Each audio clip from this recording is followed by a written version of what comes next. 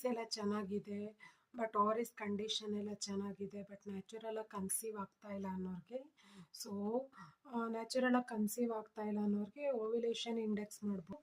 ಆಮೇಲೆ egg forcefully strict ಮಾಡ್ಬೋದು. ಮತ್ತೆ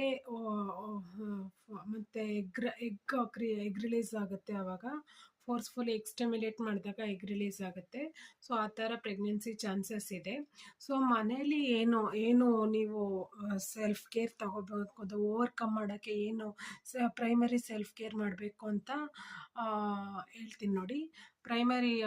ಪ್ರೈಮರಿಯಾಗಿ ನಾವು ನ್ಯಾಚುರಲ್ ಆಗಿ ಏನು ಕೇರ್ ತಗೋಬೋದು ಆ ಥರ ಎಲ್ಲ ಈ ಪ್ರಾಬ್ಲಮ್ಸಿಂದ ಓವರ್ಕಮ್ ಮಾಡೋಕ್ಕೆ ಅಂತ ಹೇಳ್ತೀನಿ.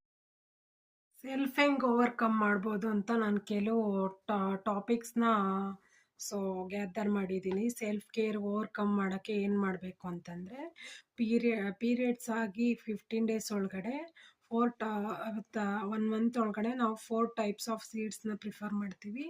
ಫ್ಲೆಕ್ಸ್ ಸೀಡ್ಸ್, ಪಂಪ್ಕಿನ್ ಸೀಡ್ಸ್, ಇದನ್ನು ಪುಡಿ ಮಾಡಿಕೊಂಡು ನೀರಲ್ಲಿ ಹಾಕ್ಕೊಂಡು ಫ್ಲೆಕ್ಸ್ ಸೀಡ್ಸ್, ಪಂಪ್ಕಿನ್ ಸೀಡ್ಸ್ನ ಒಂದೊಂದು ಸ್ಪೂನ್ ಹಾಕ್ಕೊತ ಕುಡಿತಾ ಬರಬೇಕು. ಆಮೇಲೆ 15 ಡೇಸು ಎಳ್ಳು ಬೀಜ, ಸೀಶಾಮ್ ಸೀಡ್ಸು ಮತ್ತು ಸನ್ಫ್ಲವರ್ ಸೀಡ್ಸು, ಇದನ್ನು ರೆಸ್ಟ್ ಆಫ್ ನೆಕ್ಸ್ಟ್ 15 ಡೇಸು ಇದನ್ನ ಬೀಜನ ಇದು ಪೌಡರ್ ಮಾಡಿಕೊಂಡು before food, so early morning 1 spoon 1 ಗ್ಲಾಸಿಗೆ ಹಾಕ್ಕೊಂಡು ಕುಡಿಬೇಕು ಮಿಕ್ಸ್ ಮಾಡಿಕೊಂಡು. ಡಾಕ್ಟರ್ ಇದೇನಾದರೂ ಸೈಂಟಿಫಿಕಲಿ ಪ್ರೂವ್ ಆಗಿದೆಯಾ, ಇದೇನಾದರೂ ವರ್ಕೌಟ್ ಆಗುತ್ತಾ ಅಂದರೆ ಯಾರೂ ಸೈಂಟಿಫಿಕಲಿ ಪ್ರೂವ್ ಆಗಿಲ್ಲ, ಬಟ್ ಸ್ವಲ್ಪ ಮಟ್ಟಿಗೆ ಕ್ಯೂರ್ ಆಗುವಂಥ ಚಾನ್ಸಸ್ ಇದೆ. ಸೊ ಅದಕ್ಕೆ ಇದನ್ನು ಪುಡಿ ಮಾಡಿಕೊಂಡು 15 ಡೇಸ್ ಬಿಫೋರ್ ಫುಡ್ಡು ಎಂಟಿ ಸ್ಟಮಕಲ್ಲಿ ತಿನ್ನಬೇಕು. ಜೊತೆ ಎಕ್ಸರ್ಸೈಸ್ ಮಾಡಬೇಕು. ಎಕ್ಸರ್ಸೈಸ್ ಮಾಡಿದ್ರೆ ತುಂಬ ಬಾಡಿಗೆ ಹೆಲ್ಪ್ಸ್ ಇದೆ, ಸೊ ಅಸಿಸ್ಟೆನ್ಸ್ ಇದೆ, ಬಾಡಿ ತುಂಬ ರಿಲ್ಯಾಕ್ಸ್ ಆಗುತ್ತೆ.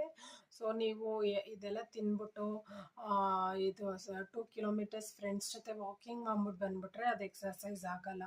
ಬಾಡಿಯಿಂದ ಸ್ವೆಟ್ ಔಟ್ ಆಗಬೇಕು, ಸ್ವೆಟ್ ರಿಲೀಸ್ ಆಗಬೇಕು. ಎಕ್ಸರ್ಸೈಸ್ ಸ್ವೆಟ್ ಔಟ್ ಆದರೆ ಪ್ರೆಗ್ನೆನ್ಸಿಗೆ ಹೆಲ್ಪ್ ಆಗೋಕ್ಕೆ ತುಂಬ ಹೆಲ್ಪ್ ಆಗುತ್ತೆ. ಇದೊಂದು ರೀಸನ್ ಆಗಿದೆ. ಯೋಗ ಮಾಡ್ತಿರೋ, ಜಿಮ್ ಮಾಡ್ತಿರೋ, ಏರೋಬಿಕ್ಸ್ ಮಾಡ್ತಿರೋ ಅಥವಾ ಜುಂಬಾ ಮಾಡ್ತಿರೋ, ಯಾವ್ದು ಮಾಡ್ತಿರೋ ಅದು ನಿಮಗೆ ಬಿಟ್ಟಿದ್ದು. ಸೊ ಬಾಡಿ ಮೂಮೆಂಟ್ ಆಗಬೇಕು, ಬಾಡಿ ಎಲ್ಲ ಪಾರ್ಟ್ಸ್ಗೂ ಆರ್ಗನ್ಸ್ಗೂ ಎಕ್ಸರ್ಸೈಸ್ ಆಗಬೇಕು, ಎಕ್ಸರ್ಸೈಸ್ ಮಾಡಲೇಬೇಕು.